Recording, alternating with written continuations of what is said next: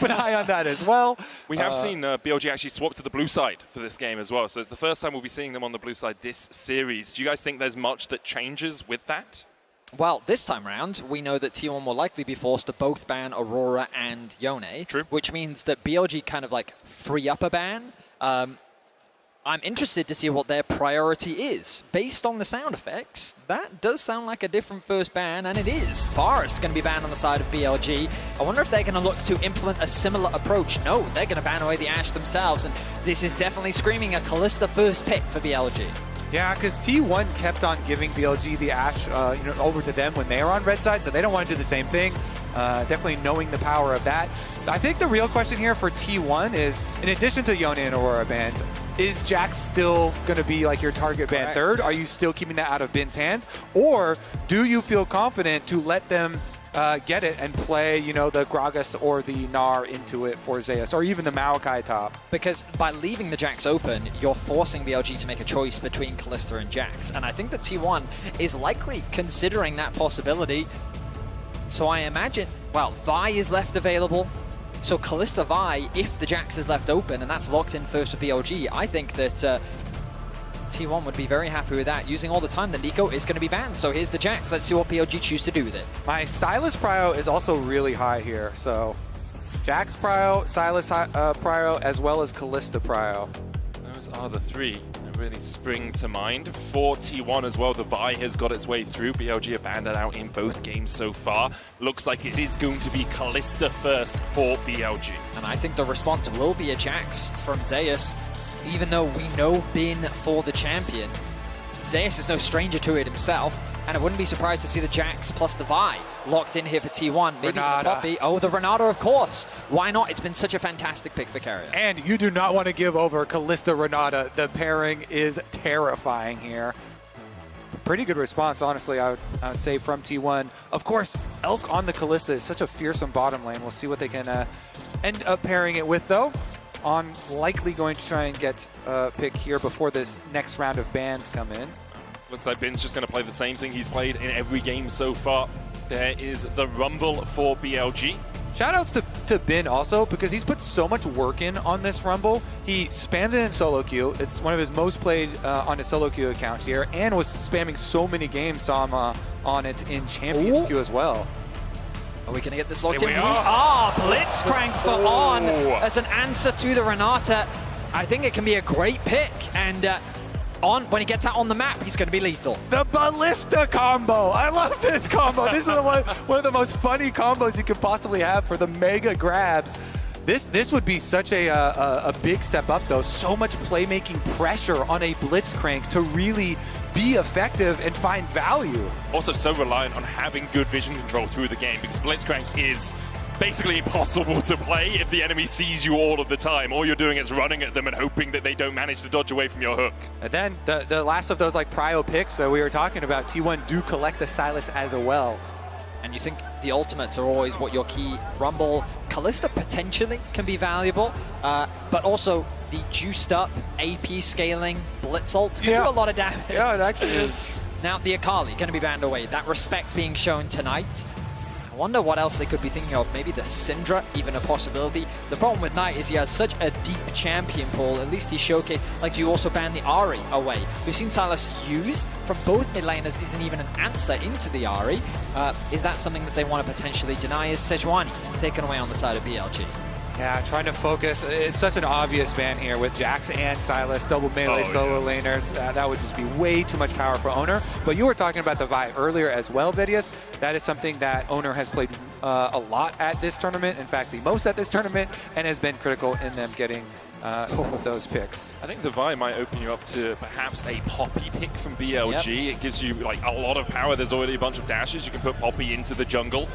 Shun could look for just some of that control into T1. The thing that stands out to me was that Draven ban from BLG, recognizing that what's a good pairing with the Renata? Oh yeah. Ooh, there we go. It was banned out in the second round of bans last game. Now we get to see the Kindred Galio combination from Shun and Knight. Shun is one of these players that has the signature Kindred as well as Nidalee. It was such a big pick for him at the MSI meta as well, and very, very excited to see him on it. It's with double AP solo laners as well. It's with playmakers in a Blitzcrank and a Galio for you on the front lines. So while the Rumble and Galio for BLG remain the same, the other components are vastly different. And I mean, a lot of faith is being put in Xun and Elk here, especially when you think of the superstars of this roster and this BLG roster are Knight and Bin. They're the players that everyone talks about. They're the individuals that when you look at the immaculate carry performances, it's not like Elk is a stranger to it, but those two are the historical players that are expected to make it to these large international finals. And now the carry responsibility going to be falling on Xun, going to be falling on Elk. We'll see how they perform. I think it's so incredible for Xun's story as well. You know, splitting time at this tournament, it's a very difficult thing to do as a professional player, to have to share practice time and go in and out of the roster. But coming in on this type of pick, BLG are saying we have confidence in you to not only be in here and play with us, but also play off of our picks. It's incredibly important for Kindreds to have strong lanes to play off of. Galio has so much setup. You can try and go there for kills, plenty of CC for you, but also help you control the marks. And the Galio ultimate is just such a nice layer on top of Kindred ultimates here. So tons of synergy and tons of faith here, BLG showing in their jungler. Here we go. It's a game 3 of the World's Final in the O2 Arena, where you've seen both teams both rise to the occasion but also be burnt down by their opposition. It has been very one-sided in the wins. Everyone at home, you've got to remember that you can log in to your Riot account on lollysports.com and watch Worlds live to earn exclusive Worlds emotes, icons, and capsules. If you haven't done it already, you should definitely do it, because we're going to have 3 more games of this. Calling it now.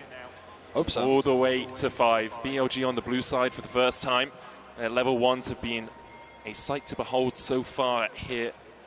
T1 are stacking up, ready and waiting, aware that BLG are looking for something. And I already love what BLG have done here, getting the ward in there onto the blue buff to make sure that you know which side Oner is starting on. If you don't see him on the blue buff, by process of elimination, you know he's going to just start on the top side down. And Kindred into Vi is such a fun matchup there, mostly for the Kindred side. So we'll see about the lane swap coming out. Kalista plus Blitzcrank up to the top side here. Meanwhile, rotation over to the other side, and it looks like it is going to be Kindred actually starting on technically their weak side. Can just path up towards the top side. Last time we saw a lane swap, both the junglers could just do full clears. We didn't see that invade that often you do see. Elkanon here going to be able to deny Zeus away from the wave. He immediately goes back just to help Oner with the Krugs. Gumayusi going out this wave. Knight going in already, hit the level 2. Faker takes a chunk of his HP for the pleasure of stepping up in the lane. Look at the positioning of Ben in the bot lane. He is hiding just off in the fog of war, but close enough to actually get a bit of experience. He's about half a bar towards that level 2. Keria, though, going to spot him out, actually walks up and says, no, going to deny that experience and try and mitigate it as much as possible. This is different from the typical lane swaps we've seen a lot at the World Championship. Similar to what we saw in the previous game, rather than splitting the map, as you guys were highlighting, it is going to be these jungle full clears, pathing away from their weak side of the map, which means the threat of a dive is a little bit lower. But I'm keeping my eye on Oner right now. The pings have come down from Xun that Oner is likely on his wolves. With the pressure the Knight has in mid lane, it becomes harder for Faker to be able to roam down to join in a potential early game dive. BLG also pushed their wave quickly here, while T1 actually just the last hitting, just the slowly building, pushing wave. And so this one crashing a bit later into Bin. He's still going to be able to get his level 2 though, and Oner still being on Grump means he's not currently under the extra pressure just yet. Plenty of time for the swap back here. Elkanon, they go for the recall after quickly pushing the wave like we talked about on top side into the rotation over.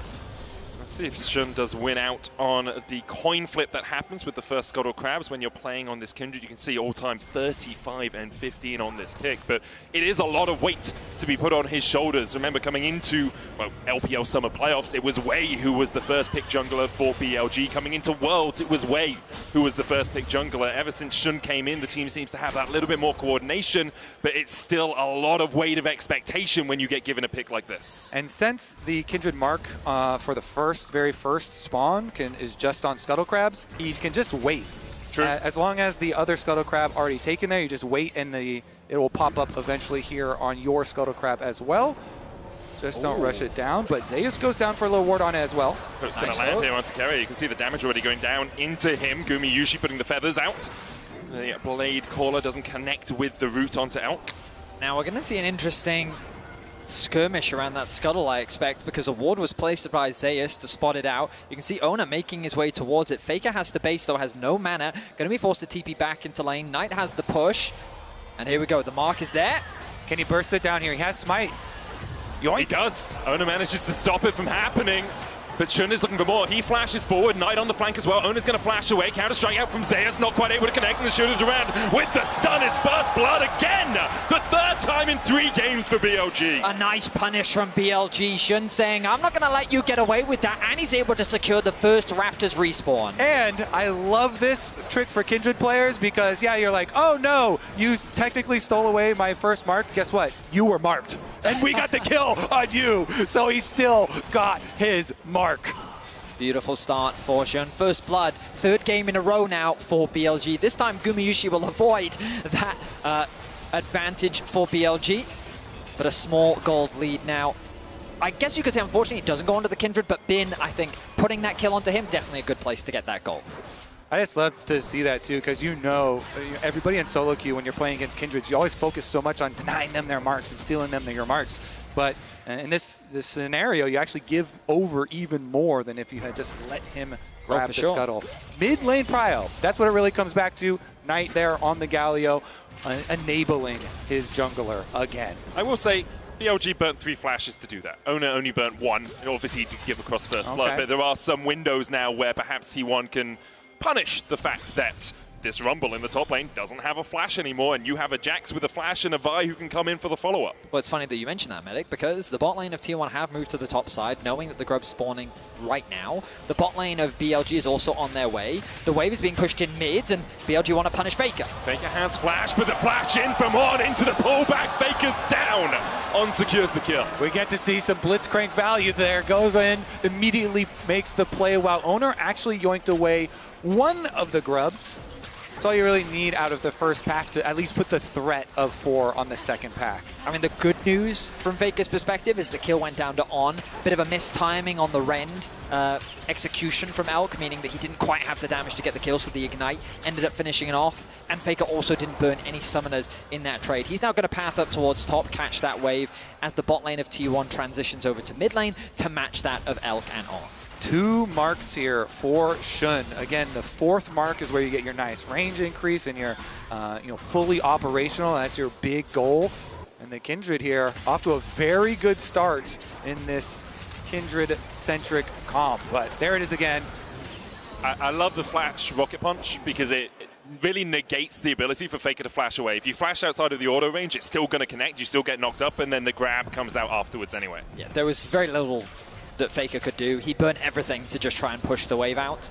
And so I guess the good news as well is that BLG didn't have a wave to actually push the mid tower. So they were able to get a single grub, which is definitely still an advantage because it means that on the next grub spawn, you can still look to try and contest, maybe even get 3 grubs for yourself, bringing you up to potentially 4. In any case, we turn our attention towards the Dragon as the next major objective. 80 carries have moved towards the mid lane. You can see that Knight once again finds push on the bot side of the map, and it is going to be BLG to start this objective off.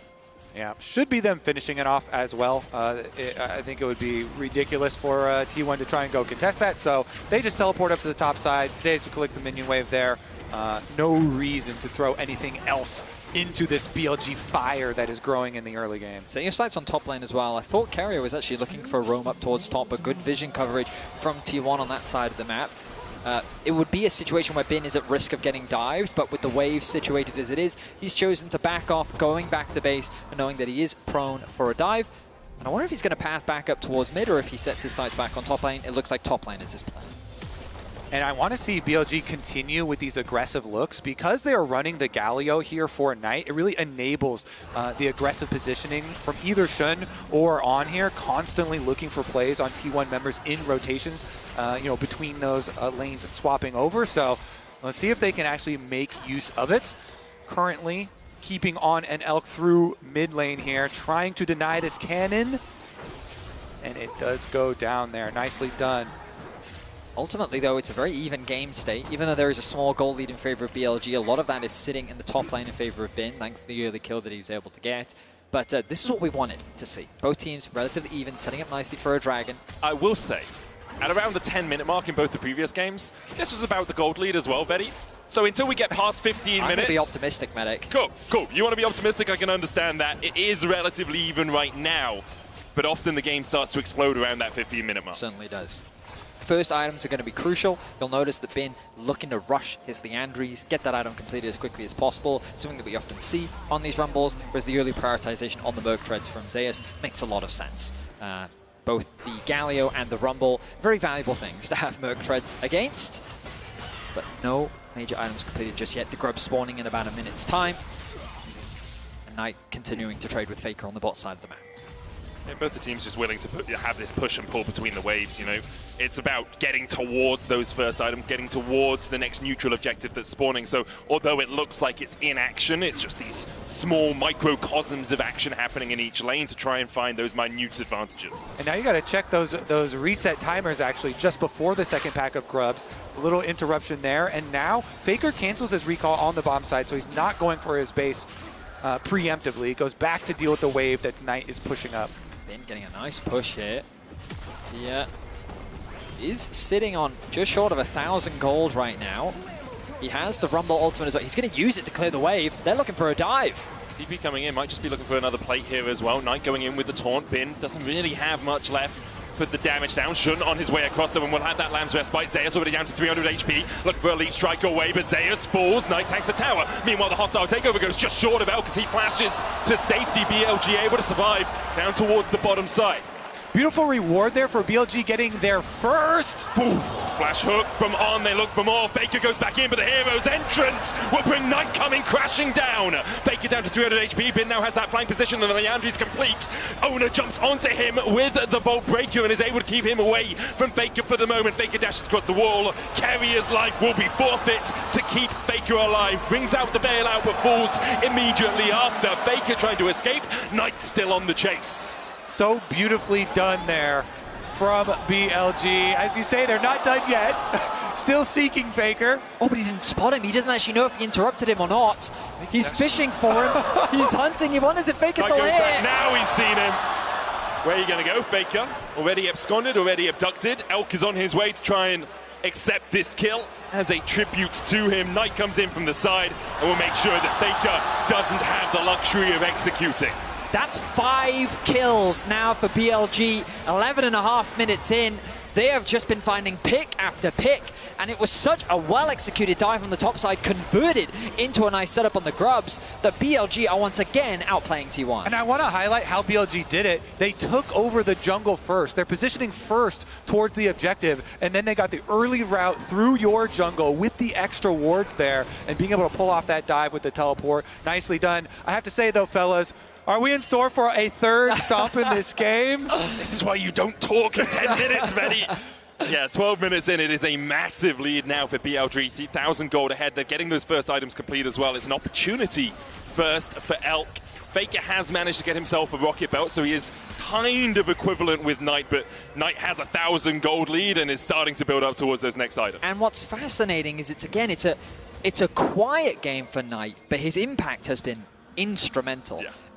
You'll see it in a lot of the trades that he has against Faker, but he's just out pushing Faker in the side lane, building a CS lead, building an experience lead that we didn't get to see in Game 2, but then that converted pressure is working wonders on the map. And that battle in the mid lane is one that has been raging for years. Knight, domestically a Titan, has the tied most domestic titles of any mid laner in the LPL. Obviously, Faker stands above all. Stands atop the mountain, but Knight has yet to have that international success at Worlds. He's won an MSI with JDG in 2023, but Worlds is yet to become his playground as BLG look for a play on the top side. Equalizer down, Oner able to dodge away with the Vault Breaker, escapes the rocket grab from On. Will they look for more? They still have the Lamb's Respite, remember, from the Kindred. That invulnerability field as Zeus is down to about half HP. He gets the leap strike out and BLG will just force T1 away for now. Yeah, T1 have to leave because Knight is in mid lane threatening that Galio ultimate. This mid laner you're talking about that does so much for his team on the Galio. Their game versus HLE, especially some of these team fights, people were popping off. Elk, oh my god, insane play in these team fights, but that actually created so much space for him. Keria actually, Renata ultimate. Oh my god, I mean, this is such a crazy thing that's happening right now. T1 committed the teleport to the bot side knowing that that was their only option for a cross map, but Knight again got to bot wave and able to clear things out. T1 quickly adapt though, they convert their pressure into mid, they're able to unlock that tower while BLG actually keep the bot tower alive.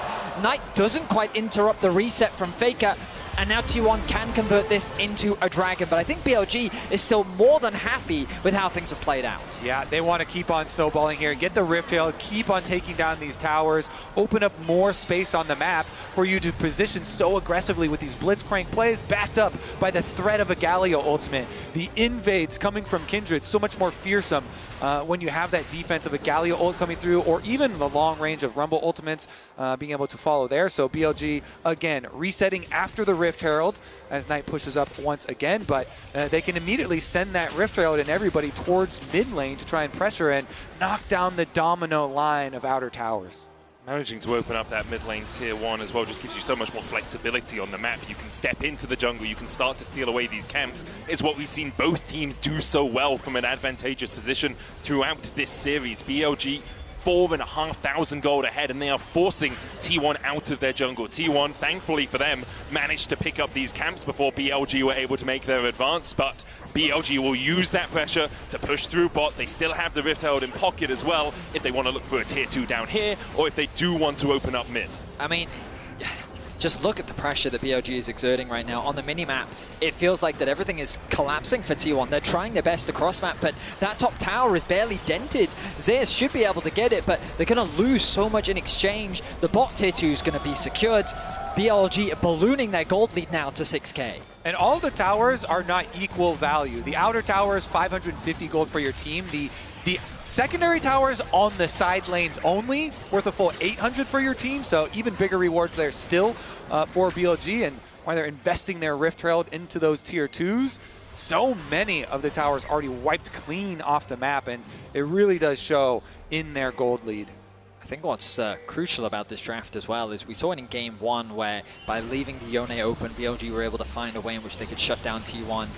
Not only did T1 get the Sylas, Oner got his Vi, Gumayusi got his hands on the Xayah, and Keria got Renata. Like, you look at this draft from T1 and it's like, there's a lot of very comfort picks here. Zeus, also a very good Jax player. And BLG are just running rings around them. The way that they're finding these picks, the way that they're executing upon these plays, to see T1 being put under this kind of pressure is something that we really haven't seen any team do at this World Championship. Yeah, specifically at this World Championship, though, because in the LCK Summer, we saw this a lot. We saw T1 struggling to have the coordination that we have seen from them at Worlds. Remember, they were only just the 4th seed from the LCK, one game away from it being KT, who perhaps would be here today. BLG, though, have been like this the entire year, from spring to MSI, and now into Worlds. They are a dominant team, and when they get a lead at 15 minutes, they have about an 88% win rate, and we've seen that so far at this tournament. Heroes entrance coming out. T1 trying to defend this mid tier 1. Knight locked up underneath the tower, but he is damn tanky right now. And already, Oner is down. The counter heroes entrance coming out from Faker. He stole one away just to escape the play. BLG lose Knight, but they take the mid tier 1. Ooh, that was very aggressive. On under tower, they go for the Blitzcrank ult, and they start to play very, very early. They still get it. And they trade in the kills. I really thought that was going to be a huge throw for BLG. T1 did a good job of clearing out the wave first, before then turning their attention onto BLG, and it felt like that their focus was divided between the tower and the fight, but somehow they get away with a 1-for-1 along with securing the objective. Yeah, again, and the extra objective you talk about, yeah, the outer tower, 500 gold, plus the kills, but here's the early hook on the Blitzcrank to start it out. So they're still tanking tower a bit. They're fine with it. Galio ult comes down. Renata does delay them under it. Then they're trying to both get their kills, but then also finish off the tower. Ends up being Knight falling in exchange for Oner. Faker steals away the Galio ultimate to help with the disengage. You can feel the tension in the arena as T1, their backs are getting closer and closer to that wall.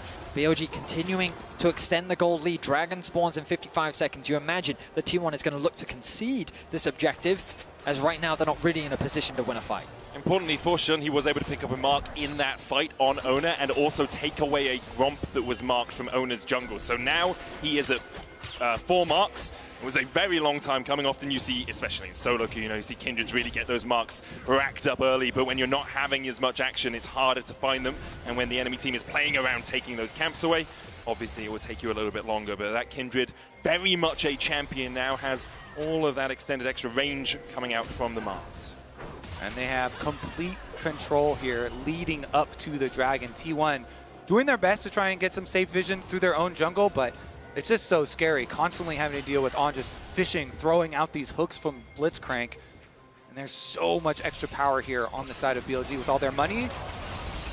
Faker steals away the equalizer bin, puts one down of his own, but the rest of BLG are here to join the party. Outnumbered, outgunned. Faker falls in the side lane, tries to clear out the wave. I think that cannon will survive, as will the backcasters. I mean, often we talk about how when teams commit into collapsing onto Faker, something is often lost as a consequence, but here, Faker is just overextended on the side lane. He has no tier 2 tower to run to, and there's nowhere else on the map that T1 can really put pressure down towards. So BLG, they secure themselves another pick. They're going to secure the Dragon uncontested, kind of as we expected. And T1, the best they can look for is vision on the top side of the map, ready for a potential Baron play. All right, finish up in their own jungle first to take all of the rewards. I mean, Ben just kind of walked up to him on the side lane and take away the jungle camps, take away their lives. Another mark here for Shun. 6 now on the Kindred, really accelerated. BLG in a commanding position. I was the one that said I expected a closer game here. I was looking forward to some very close fights, but after that top lane tower dive, BLG have just been in the driver's seat. T1, their tools, their option, the way in which they can come back into this game is trying to find picks. They have Vi and they have Sylas. Great setup for a potential catch on a side lane. The problem is they can't really get much control over the side lanes as BLG look to do to T1 what they were doing to them in game 2 by just constantly keeping these waves pushed in and suffocating their vision, making T1's playmaking options very limited. There's one flank ward in the top lane. You can see just next to where the blue buff would be. There's one in the mid lane as well. Knight here stepping forward. Faker spotted on vision as T1 decide not to pull the trigger on the play. Zeus and Faker do have their teleport, so if you're looking to shut someone down, Knight is an option because he will often be on that side lane, but he has 2 items already, Riftmaker as well, giving him that Omnivamp if he's in combat for a long time. And with Shun waiting around the corner, might come around towards mid. TP behind, they're looking for the play. It's Knight who's locked down, the rest of BLG are trying to get into it. TP coming out as well, the hostile takeover used, immediately locks up Bin, but look at the damage, there just is none, and now Shun is here to join the battle. Zeus tries to jump on top of him, Knight falling low, he gets the taunt though, and Bin's already on a rampage. Oner has to dash away, Guma didn't even get an opportunity to join the fray, and On doesn't want to give him an opportunity to leave. BLG 5-4, and Baron is on the menu. They go at Knight, but he's too tanky, and BLG are going to respond in kind. The Baron will be theirs. They were limited on their options, but the TP flank was a great idea. The problem is the damage. You highlighted it, Kobe. Knight was too tanky. They didn't have enough. And on the re-engage, BLG just melted T1. We look like we're going to get another one-sided game in this series, back and forth. BLG here kind of on the precipice, winning this one, pushing them to a match point in the series. Here's another look at it. As you say, T1 know that they are falling so far behind in this game. They've got to try and make one of these overloaded plays to the side lane. So they try and get the jump on tonight, but it's so difficult. The defense there, Bin immediately arrives, Shun right afterwards, and so they don't even have to use a Kindred ultimate. Didn't even force anything out of BLG there. Just too far ahead. And then look at the damage that's going to come through from Elk as well. Going for the lethality build, that Q just tore Gumayusi apart. And, I mean, BLG, now with the lead that they have, they'll be setting their sights on the inhibitor towers of T1's base. T1 have to be thinking about game 4. They bounced back incredibly well in game 2. You imagine they'll be looking to get back onto the blue side, but this game feels done and dusted. It's just a matter of how BLG put the final nail in the coffin. If you're T1, you need something miraculous right now, but we've already seen how the damage lacks, especially if Gumayusi isn't there. Faker has finished up his Rift Maker, but he's sitting at 0-4-1 in this game. Has been well and truly shut out by BLG, who are now advancing through the top side. Knight has the hero's entrance to join a play if it does occur. BLG, though, can just step forward. T1 really can't find an avenue to approach this next fight. On looking for the Hex Flash hook.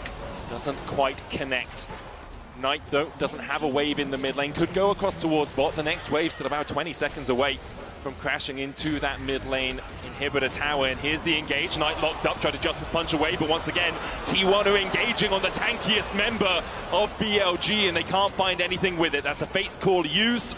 That's the hostile takeover invested as well from Keria, and BLG shrug it off, shrug their shoulders, and begin the advance once again. T1, and not much they can do in the face of this LPL onslaught. They're just going to have to watch 2 inhibitors go down, and still... I don't think they're going to stop at 2.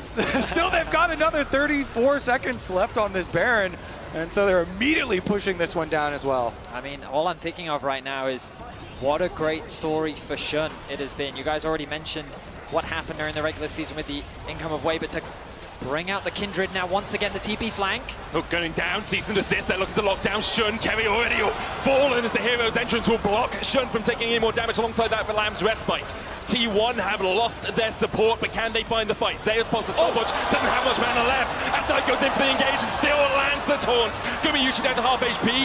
Zeus has already fallen as BLG continue to advance.